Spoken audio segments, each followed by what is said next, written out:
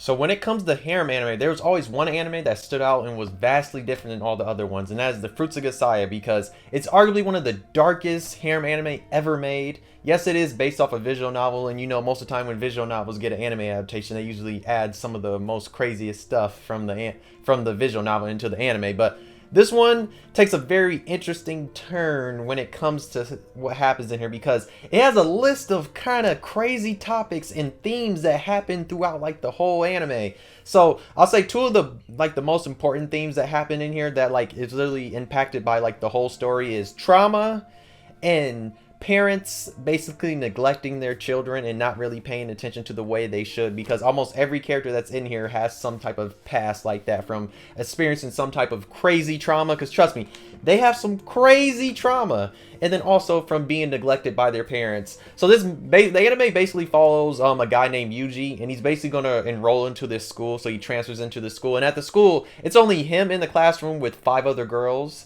and like that's literally all who goes to the school. We find out that the school is basically a school for like kind of like troublemakers or people that can't really have some type of situation why they can't go to regular schools and all that. And they're all there. And while Yuji is there, he's gonna basically unpack each girl's trauma and figure out why they're there and like what happened in their past and all this. Because trust me, they go through some stuff. But here, I'm gonna list out some of the stuff that happens in here, some of the themes. Just know some of this stuff is gonna get blurted out because YouTube, you know, they don't like you saying it. But first up, we have grooming, deaths happen, of course, very disturbing scenes happen, cannibalism happens, being stranded, going insane, alcoholic, we have abuse, rape, suicide, we have characters being molested, child soldiers, terrorists, of course, a lot of trauma, like trust me, way too much, being drugged, we have sex, we have PTSD, we have brother complex. I mean, I guess that is a theme, but it happens.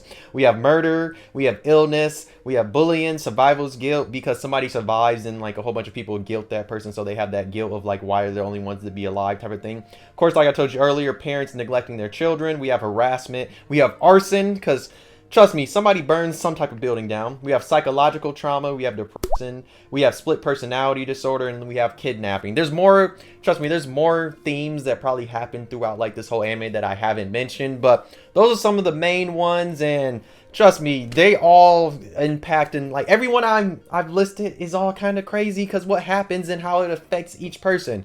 Now, everybody, like I said, has some type of trauma that they all have. Even the main character, the main guy, he has some crazy trauma. So, the main character, Yuji, when it comes to him, the one thing that always happened to him is he was neglected by his parents because, like, his older sister was looked at as this genius, and his older sister was making money and all this. Like, his older sister actually loved her little brother and all that, but his parents basically only cared about the older sister and didn't care about him, so he was always neglected. And that causes him to go outside sometimes and find friends to play with because they weren't paying attention to him. Just know, his sister's gonna pass away from an accident, and we'll get into that in a little bit because that has a whole story of itself. So basically, once his sister passes away, that's when her dad gets very sad and gets into becoming an alcoholic, and he starts to basically beat on his wife and son and abuse them. So that happens. Eventually, that's gonna lead to the mom and Yuji. They basically leave the dad. And eventually the dad's gonna find where they are, and dad's gonna try and to SA the mom, but Yuji comes from behind and basically hits his dad like with a bottle or something. I think it kills him, and then his mom tells him to run away, and then when he comes back to the house, his mom basically hung herself. So yeah, that happens to him, and that's not even the worst stuff. So he basically gets adopted by this man that was like one of the people that would buy pictures that his sister made. And the one weird thing is the guy that adopts him basically makes him dress up as his sister, and then he does touch him. So, you know, that's where the molesting type of stuff come, where I'm like, and just know that most definitely scars him. And then from there is a point where the dude that he works for basically trains him as a soldier because like some type of incident that happened. So he gets trained as a soldier, and then during that he's gonna have some type of trauma because one of the tests that he has to do is he basically has to kill the person that he's fighting against, and one of the people that he's fighting against is one of the children that he became friends with. So that's where the child soldier part comes in. And just know he's not gonna be able to take out the soldier because like he's really friends with her and all that. And eventually the guy's gonna drug Yuji, throw him in the basement, and that's gonna lead into like people coming because like the person that he's working through is like some crime like boss type of thing. That's an international boss like crime person. And just know this one organization, they hunt him down, they save all the kids. This one lady, she ends up finding Yuji, and like she helps Yuji out, and she kind of adopts Yuji and becomes like kind of his adopted mother. But there's one thing, just know the lady that becomes his adopted mother, like she's actually really nice and all that. And there is one thing that happens. She kind of, like this is where I say the grooming happens, because she just out of the blue is like, oh, I'm going to teach you how to have sex. And I'm like, aren't you supposed to be his adopted mother? So yes, that happens, and it's kind of weird, and it's very weird because it's like this is the person that took you in, and you're just gonna like, and you're like a grown-ass woman. Eventually she's gonna pass away too, so I mean he's gonna be stuck there, and he basically becomes like, he takes her place because she was like known as like a really good sniper, so he becomes like a really good sniper, and his personality is very cold. Because like all the stuff he's been through, he just has one of those type of personalities. Because like he's been through some stuff that like I said, that trauma very unpacked on him. But that's him. And then we can get to his sister next. His sister name is Kazuki. And that's the older sister, and she has, trust me, she has a crazy brother complex. And the thing we learn about her is she goes on a field trip when she's like on the basketball team in high school. And basically there's an accident that happens, it crashes. And like we're late, like the series tells us that she basically died, but we find out she doesn't, and she basically gets used. Her body and her mind get put into the supercomputer, and she basically gets used as this like the core of the supercomputer. Eventually, we're gonna get to like where she gets saved and rescued and all that, but that's kind of like what happens to her. She'll eventually get rescued. Just know like she's missing one of her arms, and it's kind of like I think it's like a little robot arm that they replaced it with. But yeah, she basically gets used like that, and nobody knew she was alive. But let's get to the next person, because she's one of the people that has one of the wildest stories, because she's connected to Yuji's sister. And it's the story that, this is probably where the most disturbing stuff happens, but it's Ine or whatever. Whoever, it's this short that has red hair and glasses. Just know, so when she was 13, she was on the basketball team with Kazuki. And just know they're on the basketball team. They're like literally coming back from, either they're going to a game or coming back. I'm not sure exactly. I don't remember, but crashes like onto, like they fall off a cliff and it lands. And when they land, basically there was 14 people originally. A few people die. There's people that are injured. There's people that are severely injured.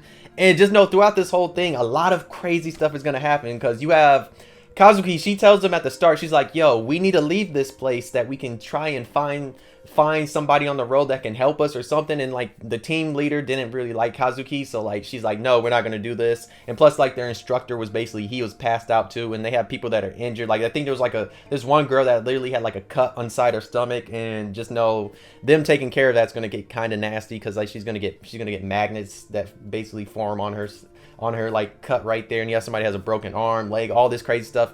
But this is where it gets crazy, is because when the food starts to basically, you know, dwindle down. So I forgot this happens while they're lost, but one of the girls has a pet dog, and as time goes on, you know, they're running out of food.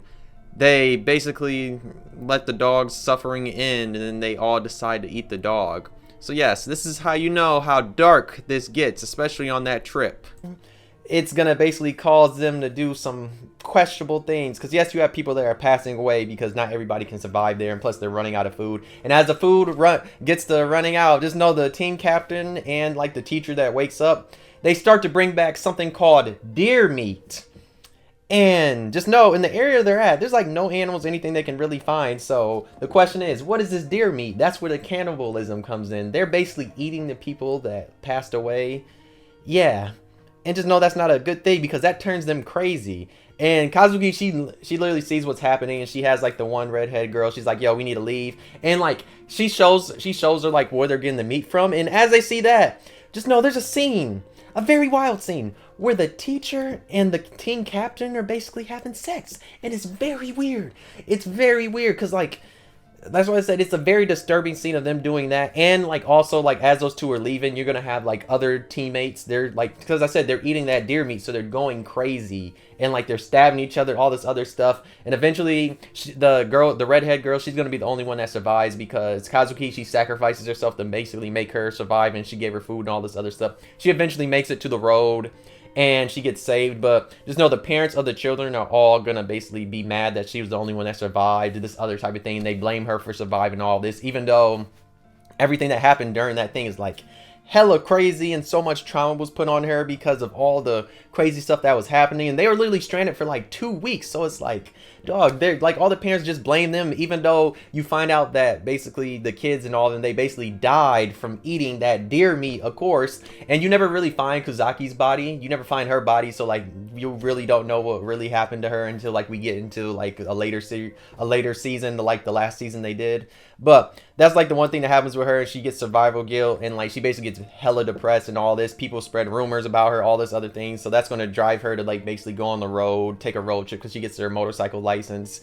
But yeah, that's going to drive her to go to that school. But yeah, she has all that trauma, and like I said, she has some of the craziest trauma out of everybody. Because like I said, that's one of the, when it comes to this series, that's the most disturbing thing. Like, yeah, I did not go into crazy detail about that because one, YouTube, they will get me if I go into more detail than what actually happens. But that scene is one of the wildest things. Now, let's get to the next one. The next one is Yumiko. Now, hers is very interesting too because she was basically born into this family. And since she was a girl, the dad was really mad because like her dad is a businessman. So basically he kicks out her and her mom because the mom eventually gets sick. And that's going to lead into like her moving in with her grandparents, and the grandparents are mad that they are there because the grandparents want the one guy's money that their business can like be popping and all that. And that's going to eventually lead to like Yumiko having like, you know, kind of, people are neglecting her. Her dad doesn't want her. Her mom is kind of doing her dirty. There's like one point where her mom tells her like, I wish you were born a boy or you weren't born at all, because if you were born a boy, I could be with your father. And that really like strains their relationship. And eventually you just know, because like her dad is like a business person, she's always like stalked by like the media and stuff like that. And they're always telling, but just know there's one guy, he basically shows her a paper and is like, yo, it looks like your dad's having a child and all this other stuff. And that's going to lead to like basically her mom finding out. And that basically leads to her mom kind of turning, she gets amnesia from like basically being scarred that the husband, you know, is cheating and all that and wanting a divorce and all that. But some of the more crazy stuff that happens is like, eventually her mom, I think, gets a little bit better, but then that happens, the amnesia and all that. Eventually the dad's going to ask her to move in, but the only reason why the dad wants her back in the house is because his son actually passed away, so he wants to use her to basically, you know, run his business, but as a puppet type of person. And what really hurts her is when she goes to school, one of the people that was actually one of her close friends is literally talking shit behind her back. And that's going to cause her to finally break down because of like all this crazy stuff that's been happening in her life. And that's where she pulls out basically a box cutter and she stabs the girl in the hand, and she's just laughing like hysterically because it's like, dog, she's been through some shit. Like at that point, she's kind of just like she snapped. And that's what happens. That's why she stabs that girl, and that's what brings her into the school. Now, the next one is Sachi. Hers is kind of really sad, I can't lie. So, Sachi was always like a girl, like a little kid that would always get praised by her parents. But then, one day, her parents basically get a whole bunch of work. And, like, it's way too much work, so they're kind of like, they can't watch Sachi like that. But the one thing what Sachi does, she meets Yuji, and, like, they become friends when they're little. But then Yuji tells her that they can't hang out no more because that's when his sister passes away, and that's when Yuji's life gets hard. So that's where that is. And Sachi's upset because they're like, her birthday's coming around and her parents are going to spend time with her. But she gets really upset and she runs away to the park, and like she's hoping Yuji will be there and all this other stuff. Eventually gets hella late, and she realizes that her parents are probably looking for her and probably worried. So like she starts to like go back towards her house, and that's when she sees her parents across the street. And what happens is, it's really sad. Her parents basically, there's a drunk driver driving a truck or something like that. They run into her parents, and it basically kills her dad and then puts her mom in a coma. And like, it's really sad because this basically caused hella trauma to her because like she saw that happen right in front of her. And this causes her to develop this complex where she can never say like no, and she only says yes. And this is going to lead to her going to school, and she basically follows everybody's order. And there's like some bully that basically uses her as a slave and tells her to do all this stuff. And then one day the bully tells her to stop a test. And that leads to her trying to find out how she can stop a test from happening. The only thing she can think of is she burns down her school. Yeah, she burns down her school, and that's what leads to people realizing that she's not like mentally stable like the way they thought she was. When it's like, dog, she saw her parents basically, you know, get killed right in front of her. Besides, like, or at least her dad and her mom got put in a coma because of her actions. So she blames herself and all that. And yeah, like I said, she burns the school down, and yeah, that's what leads her to that school. Like I said, that's where the arson comes from, because I was kind of like, oh, I was like, I forgot she did that. But like I said, hers is kind of crazy too, because, you know, she develops like a, you know, like a mental type of problem where like she can only say yes, and like it has the trauma from the back of like what happened with her parents. So next one is Michiru. I'm probably saying it wrong, whatever, but She basically came from like a super talented family, and she gets a tutor, and because like her family always like had high expectations for her and all this other type of stuff, and like her parents get her a tutor to basically play piano and all that, and just know the tutor basically doesn't like her because like she doesn't have talent and all that, so the tutor starts to bully her and all this other stuff.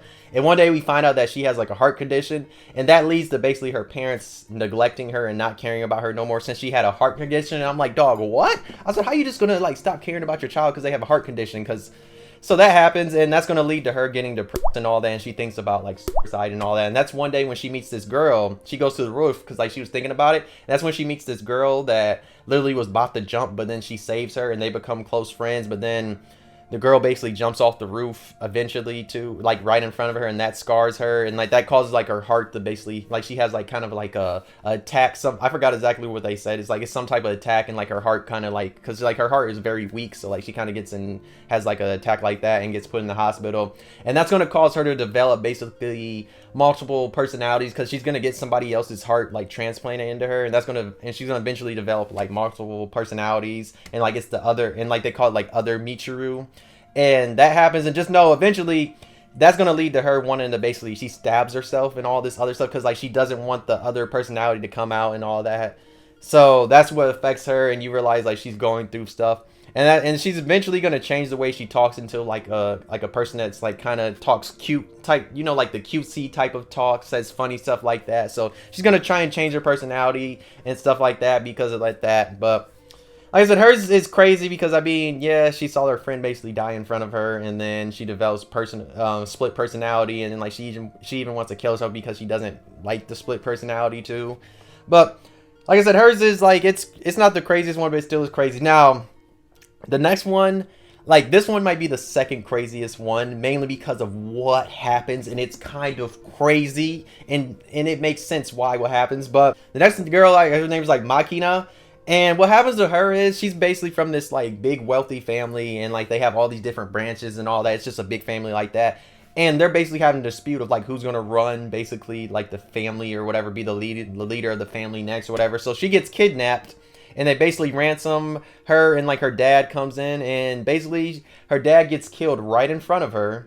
And they take the money from him, and they basically tie up his dead body right next to her. And this scars her. It takes her 3 years for her to finally answer. Like, she does not speak for 5 years, and it takes her 3 years to basically like respond to yes and no questions. And then it takes her an additional 2 years to finally just talk, like, you know, let out sentences and stuff like that. Because, like, that shit scarred her. And that's what really causes her trauma. And eventually she gets shipped to that school because they want her little sister to be the one that, like, runs the family and all that. But, yeah, like I said, this is why I say it's one of the darkest harem anime ever made. Because you have each of these characters that has some type of trauma. From burning down buildings, from basically seeing parents die right in front of you, seeing friends, from abuse. And then, like I said, parents neglecting them. Because, you know, everybody in this anime gets neglected by some type of parent. And like I said, when it came to Yuji, it was kind of wild that his one mom figure, you know, he smashes because like she asks him like, oh, you want to try this? And there's also like another girl that he smashes too that's way older. Like he had these grown women, and it's like y'all should have been caring for him way more than that than worrying about teaching him stuff like that. But like I said, Yuji's gonna go throughout the anime and like basically have to unpack all the different girls' trauma because they're all going through shit. But yeah, it's still a pretty good anime. I can't lie. I enjoy it. Like I said, I own it on Blu-ray, and it's pretty interesting. And like I said, I just like it because it's a more darker one, but at the same time, it's way too much trauma and way too much very disturbing scenes. Like I said, the crash bus in the forest, like that teacher and that team captain was very wild. It's one of the most disturbing scenes you'll probably see in all of anime because it's hella disturbing what's all happening there. And like it just, the reason why that scene gets so disturbing is just because like you're not expecting it. You already, and like at the same time, you know they're eating people, and like you know the cannibalism, that's what like ramps it up. And when you finally see that scene, you're like, oh, and then you see them going all crazy. But yes, Fruits of Grisaia, in my opinion, is the darkest harem anime ever made. Yes, there might be one that's up there, but I feel like all the trauma that happens in here that these characters get affected with, and how they basically have to unpack this trauma throughout the whole anime. And even finding out that usually his older sister is still alive. Yeah, we do get a happy-ish ending at the end, But still, there's so much stuff they still have to go through, because Yuji even has stuff he has to go through, especially when it comes to like the one guy that used to make him cross dress and basically touch him. He had to like go through stuff like that too. But yeah, if you've seen the Fruits of Grisaia, let me know how you feel about it. If you think it's the darkest harem anime like I said it is, let me know if you agree with me, or you think there's a different one that's way more darker. But if you haven't seen this series, please check it out. Like I said, it's pretty good, but like I said, there's a lot of stuff to unpack here. So much trauma. But if you're new, why not subscribe if you enjoyed the video? Why not like? If you didn't, you can dislike, subscribe if you really enjoyed.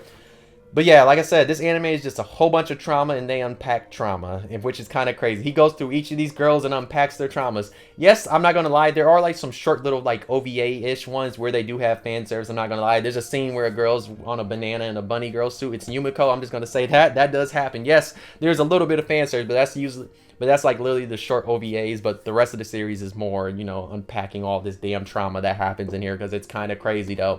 But thanks for watching. I'll see you next video, though. Bye!